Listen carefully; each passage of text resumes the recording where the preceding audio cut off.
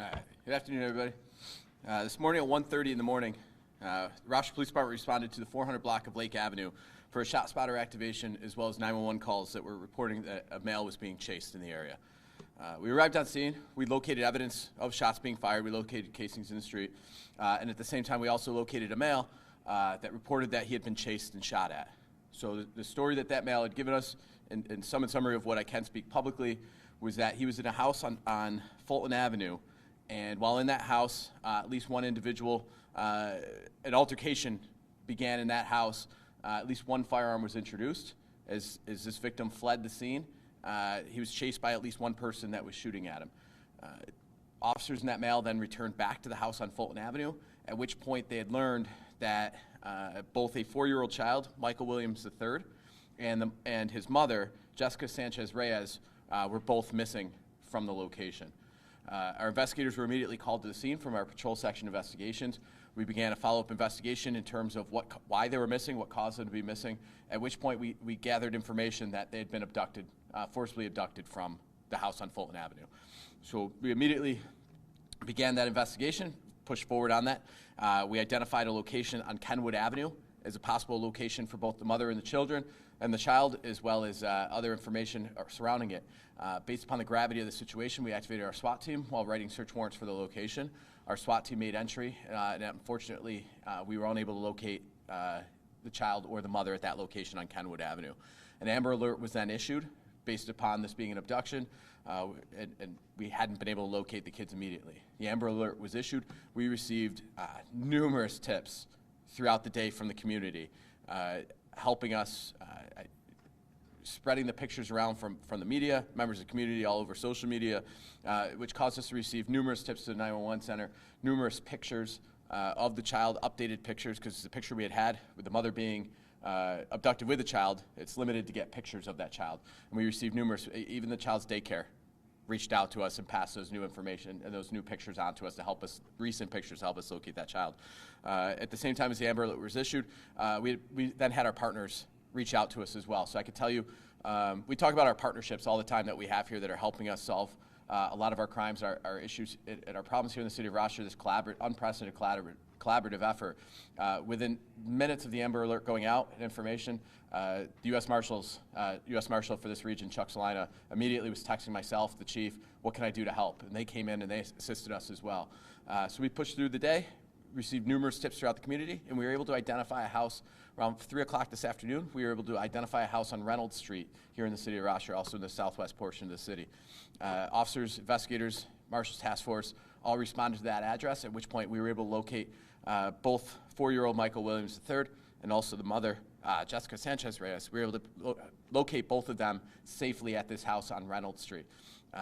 Both of them were checked out as a precaution by AMR ambulance. Both of them are with us.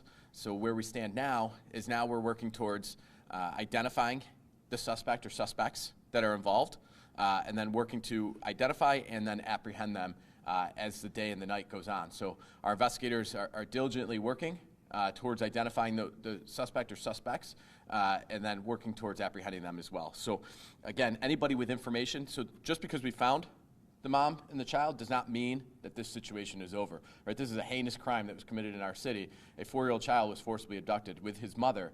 So we had 2 people that were forcibly abducted, and we need the community's help, right? Our community to come together and help us solve this horrific crime, so bring these perpetrators to justice. Because obviously, the child is physically safe, but I can't even imagine the emotional unsafeness, right? The emotional issues that this child and this mother are going to go through coming out of a situation like this. So any assistance from the community to help hold these offenders accountable is greatly appreciated.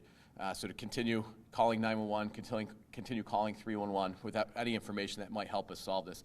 So again, I'd just like to thank the investigators that were involved in this incident. This started at 1:30 in the afternoon, and there's investigators and officers that were here, or I'm sorry, 1:30 in the morning. They were here at 1:30 in the morning that are still here right now working on this, and they would have began their shift at some point last night. It's not like they started their shift at 1:30, and they're still here working on this, doing what they can to bring this person the person or persons to justice. I also like to thank our officers still involved, and then again, as I said, the U.S. Marshal Service immediately reached out. What can they do to help us? And they were a great help as well. So I'm limited in what I can answer beyond that, but I'll try to take a few questions as well. Alex, go ahead. Thank you, Lieutenant. Do we know at this time why the mother and her son ended up at that house on Reynolds Street, and just what was their condition when you found them, since you said they were found safe? Yes, they were found safely. As to what led us to there, I don't want to get into that now. I don't want to hamper the investigation or possibly. I don't want to give that information right now and possibly jeopardize some of the stuff we have going with the investigation. And that's all the stuff that we're working, though, as well. We're trying to learn, okay, how did they end up on Reynolds? Where did they go from Fulton Avenue to end up ultimately on Reynolds Street? And that's part of what we're working. It's been 2 hours since they were located, so we're going to continue to push through it. And again, we'll continue to update as much as we can on this. Lieutenant, what kind of condition were they in when the officers arrived there? So they were both safe, and both are being treated and checked out by the ambulance to ensure. I don't know at this point. I don't know if they're going to end up seeking medical treatment at the hospital. I know they're working with our investigators. So any injuries would be considered non-life-threatening, and we're trying to debrief them as quickly as we can to get as much information as we can, because obviously seeking any sort of suspects, that clock is ticking as well. We've all seen the shows, the First 48 and all this, right? We're trying to get as much information as we can to try to track those suspects down. Were they aware that they were abducted? Or? I'm not going to get into those specifics. Based upon our investigation, it was an obvious forceful abduction that we're dealing with.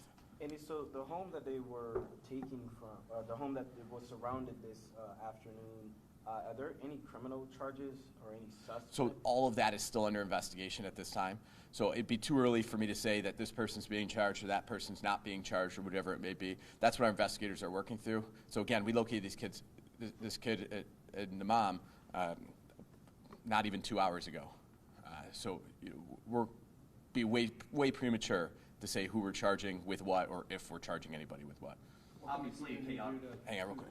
Sorry. What No, can you're the good. community do to help identify them? Yeah, so anybody we go back to Fulton Avenue, for example, Lake Avenue over there, and then also on Reynolds Street. Anybody that has any sort of exterior video, Kenwood even, anybody that has any video surveillance on their house that hasn't spoken to us, part of what our officers do is immediately upon that, right, on Fulton Avenue, on Lake Avenue, they go around all the houses in the area and they're looking for videos, they're looking for any witnesses, but not everybody always answers their door for us. Not everybody is right, and so anybody that has any information, any cameras, any video footage, people that were driving in that area, that since we've put that time out at 1:30, that may have some dash cam footage, right? We don't know everybody that has footage of what. We look for what appear to be cameras on houses, but some people have some hidden cameras or some more covert type cameras.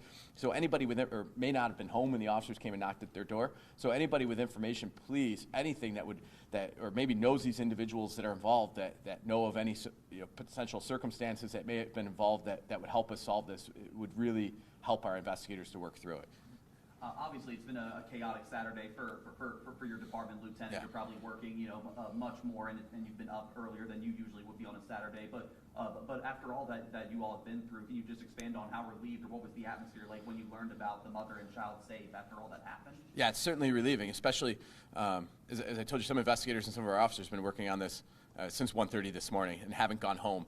I know I talked to just one of our lieutenants that came in, that her shift started at 7 o'clock this morning, and she didn't go home until this was safely resolved and wasn't planning on going home, even though, officers, and that's just one person that I can think of right off the top of my head, that nobody's going home until this situation is safely resolved, because as you saw the pictures out there, it's a 4-year-old innocent child that's a victim of a crime here that we're going to do everything we can to ensure the safe return of that child, and by the grace of God, and thank God today, that's what occurred.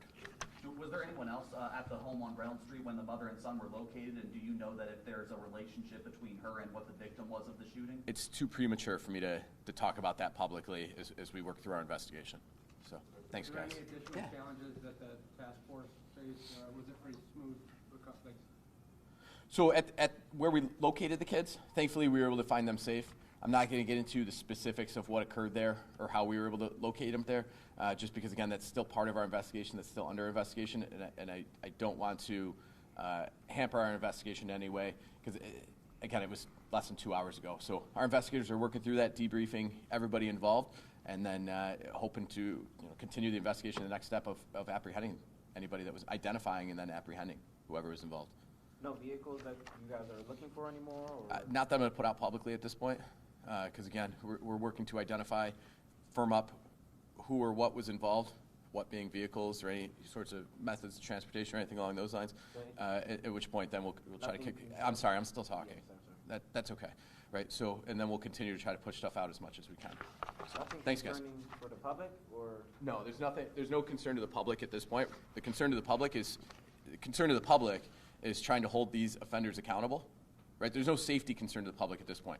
The concern to the public is doing their part and all of us doing our part. So that's just, public is one part, but all of us doing our part to try to anything we could do to try to identify and apprehend these individuals that were responsible for today, because this is a heinous crime that should not occur in our community, and all of us in our community, all of us, right, should stand up and do what they can to help hold these offenders accountable. So, thanks, guys. Thank you, sir. Yeah, of course. Anybody else?